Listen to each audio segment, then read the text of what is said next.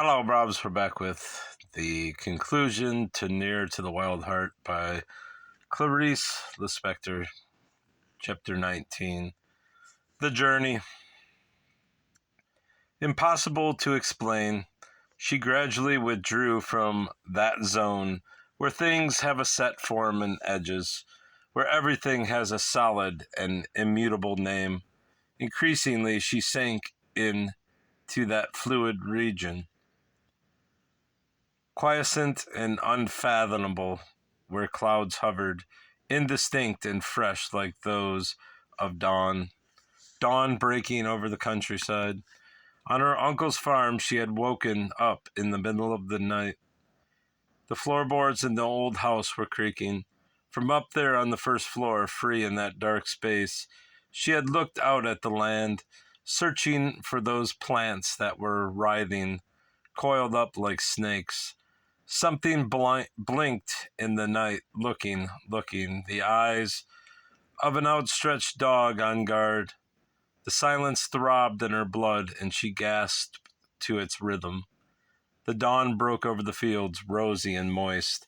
The plants were once more green and ingenuous, their stems quivering, sensitive to the breeze, emerging from death. There was no longer any dog guarding the farm. Everything was now one light, unconscious. At that moment there was a horse running free through the silent countryside, the movement of its legs barely visible. Everything was imprecise, but suddenly in that imprecision she had found a lucidity which she had scarcely perceived and hadn't been able to possess entirely.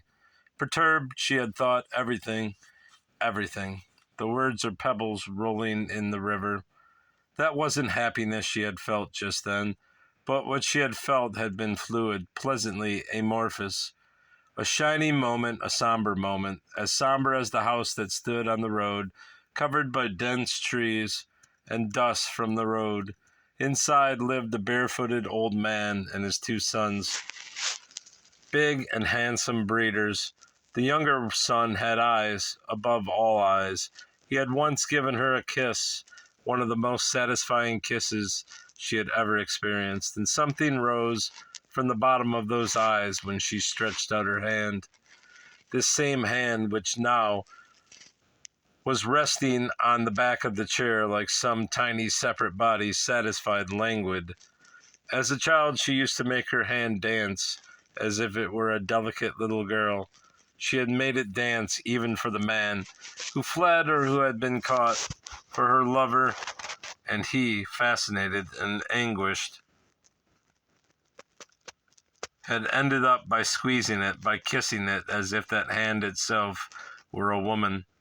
Ah, she had experienced so much, the farm, the man, the hours of waiting, entire summers when she spent sleepless nights which left her pale.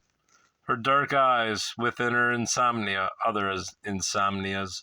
She had known certain odors, the smell of damp vegetation, trees and plants illuminated by lights, where, in those days, she had trodden on the moist soil of flower beds, while the attendant wasn't looking. Lights hanging from wires, swaying like this, meditating indifferently. Music coming from the bandstand, the black musicians sweating in their uniforms. The trees lit up the chilly, unreal atmosphere of prostitutes. And above all, there was what cannot be expressed. Eyes and a mouth spying from behind the curtain. The eyes of a dog blinking from time to time. A river rolling in the silence and not knowing. Also, the plants growing from seeds and dying. Also, in some remote place, a sparrow perched on a branch and someone sleeping. Everything dissolved. The farm, too, existed at that same moment. And at that same moment, the hand of the clock moved forward, while her feeling of bewilderment found itself overtaken by the clock. Within herself, she could feel the time she had lived accumulating.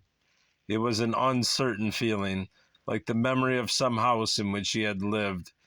Not exactly of the house, but of its location inside her, in relation to her father, beating on his typewriter, in relation to their neighbors, backyard, and the waning sunlight in the late afternoon, obscure, remote, and silent, an instant expired, and she was incapable of knowing whether after this time she had lived there would be continuation, renewal, or nothing, like some barrier. No one was preventing her from doing exactly the opposite of any of the things that she might be about to do. No one, nothing. She was not obliged to follow her own beginning. Did it bring pain or pleasure? Meanwhile, she felt that this strange freedom which had been her downfall, which she had never linked even to herself, that it was this freedom which was illuminating her body, and she knew that it gave her life and her moments of glory as the creative source of every future moment. She had survived like an embryo that remained moist amidst the parched and burning rocks, Joanna mused. On that evening, now grown old, a closed circle of life, a task completed, on that evening, when she had received the man's note, she had chosen a new path. She mustn't escape, but go on. She must use the money her father left behind, and which had never been touched, the inheritance she had so far disregarded. She must go, be humble, suffer, totter on weak foundations, lose any hopes. Above all, lose any hopes. She loved her choice, and serenity now caressed her face, allowing moments that were dead and gone to come to mind. She must become one of those people without pride or shame, who confide in strangers at any time. And in this way, she would link herself to infancy before death, by means of nakedness. She must finally abase herself. How can I humiliate myself sufficiently? How can I expose myself to the world and death? The ship swayed gently on the sea as if on gentle open hands. She leaned over the deck rail and felt tenderness rise slowly to the surface, enveloping her in sadness. On deck, the passengers strolled up and down, impatiently waiting for tea to be served, anxious to reunite time with time. Someone said in a pained voice, "Look at that rain. Look at the rain." A gray mist was in fact encroaching, eyes closed. Very soon large raindrops could be seen falling on the wooden planks of the deck. The noise of pins dropping as they hit the water, imperceptibly piercing the surface. The wind grew cold. People were raising the collars of their jackets, suddenly looking anxious, fleeing from melancholy like Ottavio, with his fear of suffering. De profundis. De profundis? Something was trying to speak. De profundis, to hear itself, to take the fleeting opportunity that danced with agile feet on the edge of the abyss. De profundis, to shut the doors of consciousness. At first to perceive corrupted water, foolish phrases, but then, amidst the confusion, the thread of pure water shimmering on the rough wall. De profundis, she must approach with care, allow the first waves to trickle. De profundis. She closed her eyes, but barely saw the penumbra. She sank more deeply into thought. She saw a thin, immobile figure outlined in bright red, the drawing she had made with her blood-stained finger on a sheet of paper, when she had scratched herself and her father went off to fetch the iodine. In the darkness of those pupils, her thoughts aligned in geometrical form, the one superimposing itself on the other as in a honeycomb, some empty cocoons, amorphous, without any place for reflection. Soft gray forms like a cerebrum, but she didn't really see this. She tried to imagine it, perhaps. De profundis. I could see a dream I once had, a dark, empty stage behind a staircase. But the moment I think of dark stage, in words, the dream evaporates, and all that remains is the empty cocoon. The sensation has faded and is purely mental, until the words dark stage come to life inside me, in my darkness, in my fragrance, to the point of becoming a shadowy vision, frayed and intangible, but behind the staircase. Then once more I shall possess a truth, my dream, de profundis. Why does that voice wishing to speak not come? I am ready. I close my eyes, full of flowers that transform themselves into roses, while the insect quivers and advances in the direction of the sun, just as the vision is much more rapid than the word. I choose the birth of the earth in order to, meaningless, de profundis. Then the thread of pure water will come. I watch the snow tremble, full of rose-tinted clouds, to close one's eyes and feel inspiration come tumbling down like a white cascade. De profundis, my God, I await you. God, come to me. God, burgeon in my breast. I am nothing, and misfortune reigns upon my head. I only know how to use words, and words are treacherous, and I continue to suffer. Nothing in the end but the thread on the dark wall. God, come to me, for I have no happiness, and my life is as dark as a night without stars. And God, why do you not exist inside me? Why did you make me separate from you? God, come to me. I am nothing. I am less than dust, and I await you each day and night. Help me. I only have one life, and that life is trickling through my fingers and serenely heading towards death, and I can do nothing except watch my life ebb away with each passing moment. I am alone in the world. Those who love me do not know me. Those who know me fear me, and I am miserable and impoverished, and very soon I shall no longer know that I ever existed. I have not much time left to live, and what time is left will meantime go on being untouched and useless. Take pity on me, for I am nothing. Give me what I need. God, give me what I need, whatever that may be. My desolation is as deep as a well, and I do not deceive myself before myself and others. Come to me in my misfortune, and that misfortune is today. That misfortune is always. I kiss your feet and the dust on your feet. I long to dissolve into tears. I call to you from the depths. Come to my assistance, for I have committed no sins. From the depths I call to you, and no answer comes. And my despair is as arid as the desert sands, and doubts stifle and humiliate me. God, this vanity of living silences me. I am nothing. From the depths I call to you.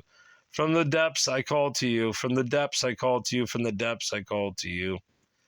Her thoughts were now becoming coherent, and she was breathing like an invalid who had survived moments of crisis. Something was still rumbling inside her, but she was quite exhausted, and her face relaxed into a smooth mask with vacant eyes. From the depths, the final surrender, the end. But first from the depths as a response, yes, as a response, enlivened by the air that was still penetrating her body, the flame shot up, burning bright and pure from the somber depths, the inclement impulse burning, life rising anew, formless, audacious, pitiful, a dry sob as if they had shaken her, happiness shining in her breast, intense and unbearable. Ah, such turmoil! Above all, that constant stirring in the depths of her being became clear. It was now growing and throbbing, that stirring of some live thing trying to release itself from the water in order to breathe. And how was she to fly? Yes, how was she to fly? Walk along the shore and feel the wind on her face, her hair blowing, glory on the mountain, rising, rising, her body opening itself to the atmosphere, surrendering to the blind pulsation of her own blood, crystalline notes tintillating, glistening in her own soul. There was still no disenchantment before her own mysteries. Oh God, God, God, come to me, not to save me. Salvation should be in me, but to smother me with your heavy hand, with punishment, with death, because I am powerless and afraid of dealing that tiny blow which will transform my whole body in this center, which longs to breathe and which is rising, rising, the same impulse as that of the tide. In Genesis, the tiny blow which only allows mad thoughts to exist in the madman. And I just advanced too far. The same impulse as that of the tide in Genesis, the tiny blow which only allows mad thoughts to exist in the madman. The luminous wound growing, hovering, overpowering. Oh, how she harmonized with what she thought, and how what she thought was gloriously, oppressively fatal. I only want you, God, so that you may take me in like a dog, when everything may be once more simply solid and complete. When the moment of bringing one's head out of the waters might be nothing but a memory, and when inside me there might be nothing but knowledge, which has been used and is used, and by means of which things are once more received and given. O God, what dominated in her was not courage. She was only substance less than human. How could she be a hero and want to vanquish things? She was not woman, she existed. And what was inside her was movements lifting, her in constant transition. Perhaps at some time she might have altered, with her savage strength, the atmosphere around her, and no one had noticed. Perhaps she had invented a new substance with her breathing, and she did not know. She merely sensed that her tiny woman's head could never understand. Endless, feverish thoughts sprang up and pervaded her startled body, and they were important in so far as they concealed a vital impulse. They were important in so far as the very moment of their conception there was that blind and authentic substance creating itself, rising and bulging out like a bubble of air on the water's surface, almost breaking it. She was aware that she still hadn't slept. She thought that she would still be forced to burst into flames, that she would terminate once and for all the prolonged gestation of childhood, and that from her painful immaturity, her own being would explode, free at last, at long last. No, no, no, God, I want to be alone. And one day there will appear, yes, one day will appear in me the capacity, as red and affirmative as it is clear and sweet. One day, whatever I may do will be blindly, securely, unconsciously, treading inside me on my truth, so completely immersed in whatever I might be doing, that I shall be unable to speak.